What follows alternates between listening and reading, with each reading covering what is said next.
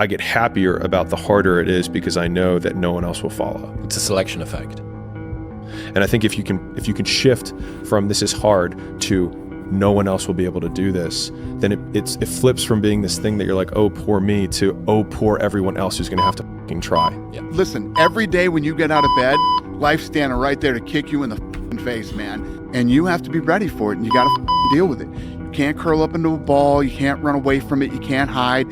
You have to take all this shit head on. You've got to work harder. You've got to commit more. You've got to take more responsibility. You've got to deal with more ups and downs. And if we can deal with that question, how much are you willing to suffer? I work with gold medal champions, and they suffer every day. They work enormously hard. They sacrifice enormous things in order to get that success.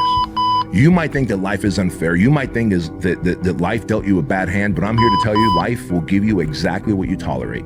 And if you've been tolerating mediocrity, you've been tolerating average, you've been tolerating this victim mentality that you're carrying, then guess what? You have exactly what you deserve.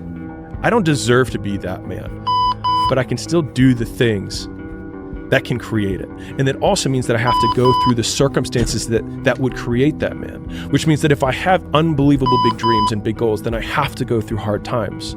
It's like hate. The hard times are a requisite for success. And so if you're going through hard times right now, it means that you're on the path to success. And it's not that you're on the wrong path, it's the feeling of being on the right path. You can believe you're not worthy of a thing and still attain it. You can be adamant that your efforts are going to go badly and still succeed. You can grip and grasp and fear and it ruin the enjoyment and be totally unwarranted and things still go well. You can have no self-belief and show up anyway. You can want more for yourself without knowing exactly what that looks like. You can doubt the process, question your talent, be uncertain that you're making progress, disparage your accomplishments, permanently feel like you're not working hard enough no matter how hard you work, never give yourself a break, fail to fully feel gratitude, be terrified of never reaching your goals, and still end up in a place that your 20-year-old self could not imagine you'd ever get to. If you're going through that right now, and I promise you, every single person who wants to do something with their life and has done something with their life has gone through the exact chapter that you're going through. And it's the lonely chapter. It's the chapter where you don't fit in with your own friends, but you don't have the outcomes yet to fit into a new group of friends. And you're doing this thing, you're consuming content on the internet, you're doing these free tutorials online to try and figure out how to set up a podcast and where do I host this thing? And then you're going through this and you're like, is this even worth it? Because you have no signs of success, right?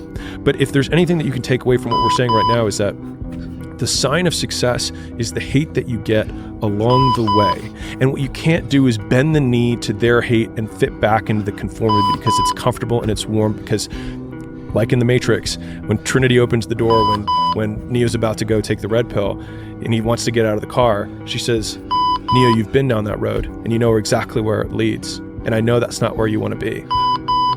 And then he closes the door. Like right now, this moment that you're going through is Trinity opening the door and being like, you could go back, but then you'd have to remember exactly what the reason was that you decided not to go out to begin with, just because you listen to this podcast and you consume this content, you're like, I can do more than this. 99% of people in the world are convinced that they are incapable of achieving great things, so they aim for the mediocre.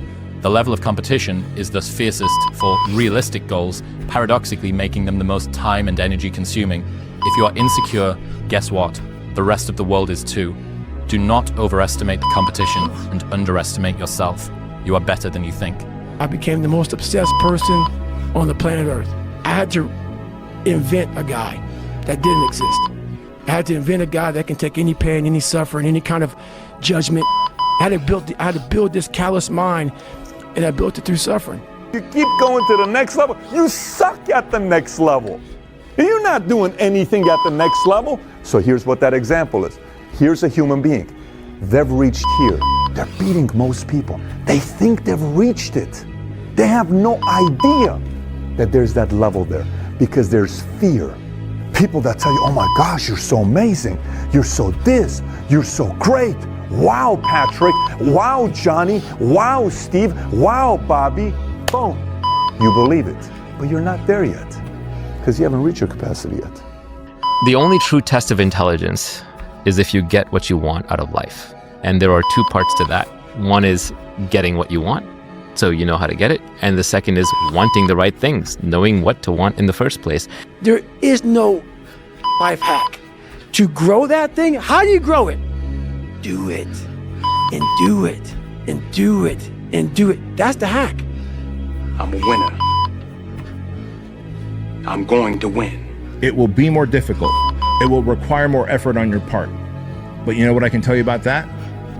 When you do the hard things, you will have a happy and easy life. But if you constantly choose to take the path of easy and negotiate and compromise, you will have a hard life. If you're too scared to show up and you sit back at home, wondering what if and everything else, no one in hell is going to call you an opportunity because you weren't present. The winners always show up. They're willing to lose in order to gain. This body, as great as you are, as sharp as you make the arsenal, it can't do anything if you don't have confidence in yourself. We all fall down in life. The question is, who gets back up? People want the flame, but they don't want to touch the fire. You have to want it. You have to want to be better. And it starts off with, you have to have pride in yourself. Understanding that you want it bad, so you're willing to put in the work and do things you don't want to do, it's what makes you have the confidence that you know how to push through, and the mentality that I'm the type of dude to get shit done. Failure is a wonderful teacher. It's the only way to learn. You have to fail. Failure is a part of the process to becoming successful. A bird lands on the branch. Does the bird trust the branch or does it trust its wings? And the clue, I've seen many birds land on branches, but what I've never seen is a branch break and the bird fall and die. Trust your wings. If you get out of high school, you don't know what to do, and then you start playing video games and you're on social media, a day can slip by like that. Yeah. A day becomes a week, becomes a month, becomes a year, and before you know it, you're 30. Yeah, right. And you That's haven't for done sure. shit. My decision was to be the best person I could. And I basically, a lot of mornings I wake up and say, feelings. And that doesn't mean like, don't take it literally, feelings. But sometimes you have to go beyond what you're feeling. And my knees were, but guess what? I wanted to run. There's 10,000 times more going on inside the head of a man than you have any idea. He's carrying burdens that you don't have a clue about, and he don't know how to express them, and he don't know what to do about it, and he figures if he puts it out there and communicates it, he's just going to be shot down, called a fool, called weak, so he carries it inside, and you have no clue the burdens and the hell that most men are carrying inside and not even showing you. I wish more women understood that. My father could have been a great comedian, but he didn't believe that that was possible for him. And so he made a conservative choice. Instead, he got a safe job as an accountant. And when I was 12 years old, he was let go from that safe job. And our family had to do whatever we could to survive.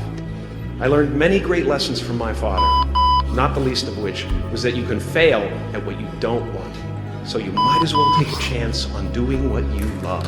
But guess what happens? That alarm clock goes off at 4 a.m. to train. I don't want to be a SEAL today. I don't want to be whatever today. I'll start tomorrow. And that's the usual pattern of people's lives. Until you really want to do something, you're always going to be a talker. You won't find confidence in yourself if you're so busy trying to figure out what everybody around you thinks you ought to be and then match that, because you're not going to make people around you happy. Instead of spending time getting in the mood to work, just start working. Confront the work. People think they need perfect conditions to start, when in reality, starting is the perfect condition. People who don't have a sense of purpose, a mission, and don't have a consistent routine end up digging holes in their life. And it's not always Vicodin or some drug addiction. It could come as something benign as porn, gambling, over-drinking, too much television, things that slowly chip away at humanity, things that people use to escape, vaping, binge-watching television. All of these things are digging holes in your life that ultimately you look back and you realize there's such a chasm between you and your spouse, that you and your kids barely know each other, even though you live under the same roof, that you've got this dad bod with a pot belly and pointy titties and pear-shaped.